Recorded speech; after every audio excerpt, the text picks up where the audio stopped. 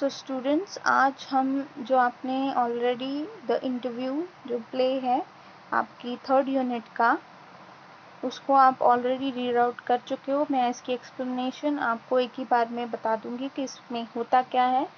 तो जो सीन 1 है वहाँ पे रामू अपने इंटरव्यू की तैयारी कर रहा है। उसको 6th क्लास में एडमिशन लेना है और उसके लिए नए स्कूल में उसने इंटरव्यू देना उसको पड़ेगा। उसी की वो तैयारी करता है और तभी उसकी अक्का, जो उसकी एल्डर सिस्टर है, वो वहाँ पे आ जाती है। दोनों के बीच में बात होती है। उसकी जो एल्डर सिस्टर है वो उसको इनकरेज करती है कि उसको हर चीज़ की नॉलेज होनी चाहिए, हर सवाल का जवाब उसको देना पड़ेगा। और रामू भी बहुत कॉन्फिडेंट है। वो कहता है कि उसको हर सवाल आता है, वो हर सवाल का जवाब दे सकता है। लेकिन जो उसकी अक्का है वो उसको वार्निंग देती है कि हर कोई सब कुछ नहीं जानता। शायद ऐसे कुछ सवाल होंगे जिनका जवाब वो नहीं दे पाएगा। और उसको थोड़ा सा वो टीज भी करती है, कि छेड़ती है कि वो फुलिश है। और ये जब वो कहती है तो उसका ब्रदर जो है रामू, वो थोड़ा सा चिढ़ जाता है। दोनों एक दूसरे को थोड़ा सा और चिढ़ाने की कोशिश करते हैं, थोड़ा सा झगड़ा करते हैं आपस में। और उसके बाद रामू जो है वो अपने एटलस में फिर से ढूंढने लग जाता है, अपने सवालों के जवाब फिर से वो पढ़ने की कोशिश करता है ताकि इंटरव्यू उसका अच्छा जाए और उसको एडमिशन मिल जाए और वो सभी क्वेश्चंस के आंसर जो हैं वो दे पाए। और उसके बाद जो आपका सेकंड सीन है वहाँ पे रामू जो इंटरव्यू जहाँ पे स्कूल में होना है वहाँ पे बाहर बेंच पे बैठा हुआ है। उसके साथ कुछ और लोग भी हैं, उनसे वो बात करता है। उन्हीं में से एक होता है बल्लू। बल्लू कहता है कि यहाँ पे जो इंटरव्यू लेने वाले हैं वो ये चीज़ देखने आए हैं कि उन सब में से सबसे कम बेवकूफ़ कौन है, सबसे कम फुलिश कौन है। क्योंकि उन सबको पता है कि हम सभी फुलिश हैं, लेकिन जो भी हम सब में से कम फुलिश होगा वो उसी को चूज़ करेंगे अपने स्कूल में एडमिशन देने के लिए। लेकिन जो रामू है उसको ये लगता है कि यहाँ पे जो सबके सब हैं वो गोट्स हैं, वो बकरे हैं जिनको यहाँ पे स्लॉटर मतलब हलाल करने के लिए बुलाया गया है। और जब क्लर्क आता है और 1 बाय 1 सबको अंदर भेजता है तो रामू को यही लगता है कि ये सभी लोग जो यहाँ पे आए हैं वो फुलिश हैं, इन सबको नहीं आना चाहिए था यहाँ पे।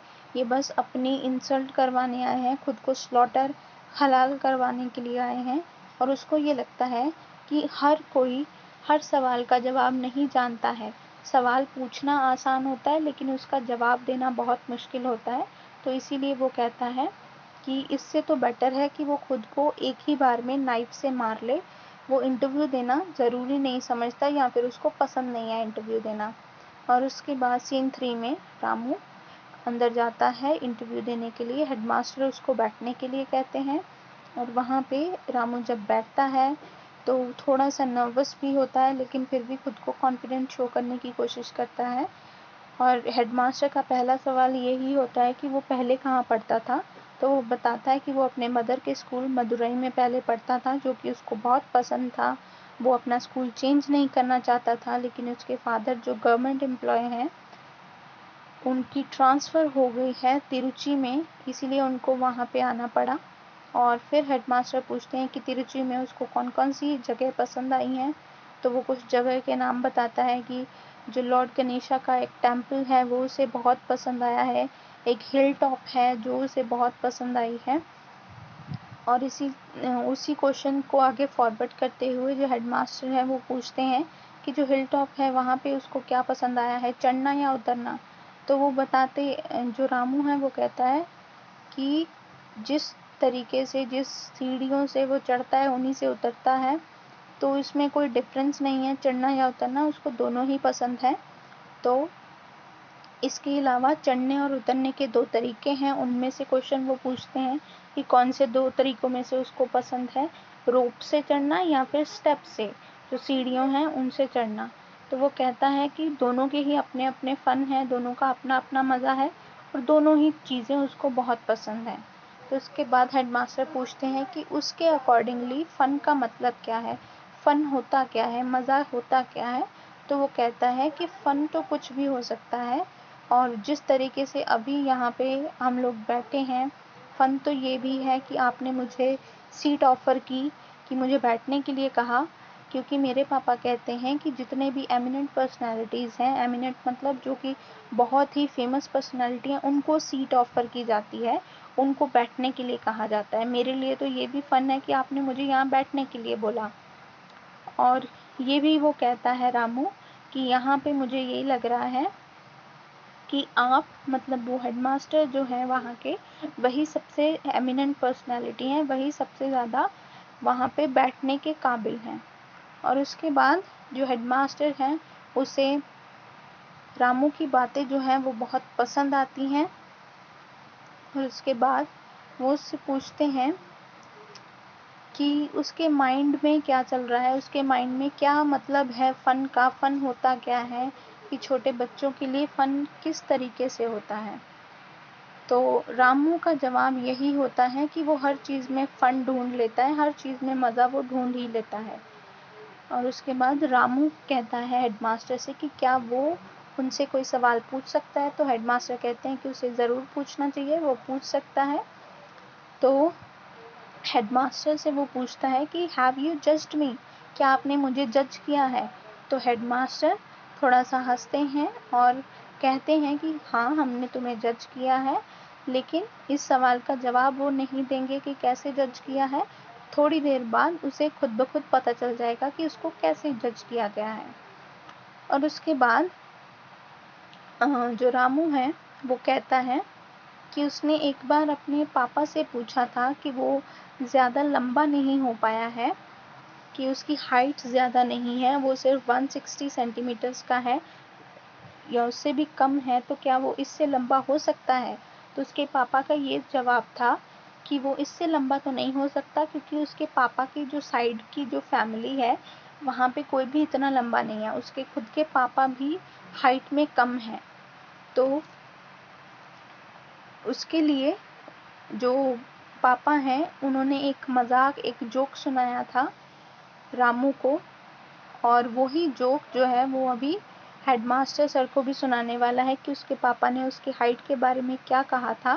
तो हेडमास्टर सर जानना चाहते हैं कि उसकी हाइट के कम होने का रीज़न क्या है और कौन सा जोक जो है वो रामू के पापा ने उनको सुनाया था। तो वो सुनाता है कि एक बार जब रामू के पापा अपने इंटरव्यू के लिए गए थे तो वहाँ का जो चेयरमैन था उसने भी यही सवाल पूछा उनसे कि क्या वो इतनी ही हाइट के रहेंगे, उनकी हाइट कम क्यों है इतनी।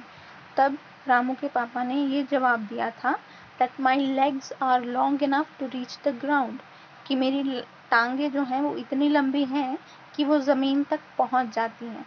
और ये सुनकर हेडमास्टर जो हैं वो बहुत खुश हुए और उनके जो साथ वाले पैनल के थे वो भी बहुत ज़्यादा खुश हुए, उनको वो जोक बहुत पसंद आया। और उसके बाद जो रामू है वो बहुत ईगर था, बहुत ही ज़्यादा वो बेचैन हो रहा था ये जानने के लिए कि उसके इंटरव्यू का क्या रिज़ल्ट है। तो उसके बाद जो हेडमास्टर है वो उसे कहते हैं कि तुमने हमारा जो इंटरव्यू है वो पार कर लिया है, तुम्हारी जो लेग्स हैं वो ग्राउंड तक पहुंचती हैं, तो इसीलिए वो उसका जो एप्लीकेशन फॉर्म है उस पर साइन कर देते हैं और उसको कहते हैं कि वो अपनी फ़ीस जमा करवा सकता है, मतलब वो एडमिशन ले सकता है। और उसी के साथ रामू को एडमिशन मिल जाता है उस नए स्कूल में और वो बहुत ज़्यादा खुश होता है। वो हेडमास्टर और उनके पैनल को थैंक यू बोलता है और वहाँ से जाने लगता है। और वो बॉय जो कि कह रहा था that your legs do reach the ground, वही बात हेडमास्टर भी उसको रिपीट करते हैं कि तुम्हारी टांगे भी ग्राउंड तक पहुंच गई हैं। तो क्योंकि रामू ने बहुत ही ज़्यादा कॉन्फिडेंस के साथ, बहुत ही हिम्मत के साथ सारे सवालों के जवाब दिए और वही कॉन्फिडेंस जो है हेडमास्टर को बहुत ज़्यादा पसंद आया, इसीलिए हेडमास्टर ने रामू को एडमिशन दी अपने स्कूल में। तो यहाँ पे पूरे के पूरे चैप्टर में, पूरे के पूरे प्ले में हमें बताई गई है कॉन्फिडेंस की इम्पॉर्टेंस क्या है हमारी लाइफ में, कि किस तरीके से कॉन्फिडेंस रोल प्ले करता है हमारी लाइफ में।